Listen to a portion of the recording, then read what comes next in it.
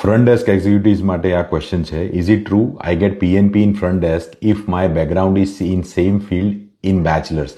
First of all મને આ નથી ખબર પડતી કે ઇન્ડિયામાં કે કેનેડામાં કયો એવો કોર્સ છે કે જે આપણને ફ્રન્ટ ડેસ્ક એક્ઝિક્યુટિવની એજ્યુકેશન આપે છે. You might have portrait the question in the wrong way, but let me clarify.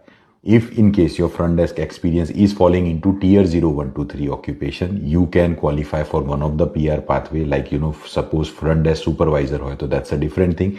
If in case તમારું knock duties tier 4, 5 માં જતું હોય તો in that case limited PR pathways હોય છે. And again bachelor same field થોડું confusing છે મારી માટે. I would insist you to strategize your immigration goals. ઘણા બધા લોકો અત્યારે જે કેનેડામાં સ્ટ્રેસ આઉટ થઈ રહ્યા છે એનું રીઝન એક જ છે કે પહેલા દિવસથી આપણે એકડો બરાબર નહોતો ગળ્યો. બરાબર, હવે પહેલો સ્ટેપ આપણે બરાબર ના ચાલીએ તો 100 સ્ટેપ પર કેવી રીતે પહોંચીએ? સો પ્લીઝ મેક શ્યોર બધા માટે છે કે પ્રોપર પ્લાનિંગ સાથે ચાલો, પ્રોપર સ્ટ્રેટેજી સાથે ચાલો. બિકોઝ 3 વર્ષ જોતામાં પતી જશે અને પછી લાગશે આપણે મોડું કરી દીધું.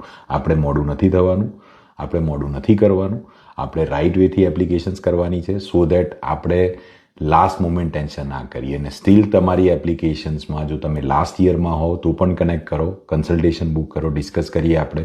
અને જો PGWP અપ્લાય કર્યું હોય એના પછીના કોઈ બી ટાઈમ લાઇનમાં હો, you should definitely connect and strategize your immigration goals so that stress ઓછું થાય અને સ્ટ્રગલ કરવાની જગ્યાએ પ્રોપર સ્ટ્રેટેજીસ તમને PR માટે અસિસ્ટ કરી શકે.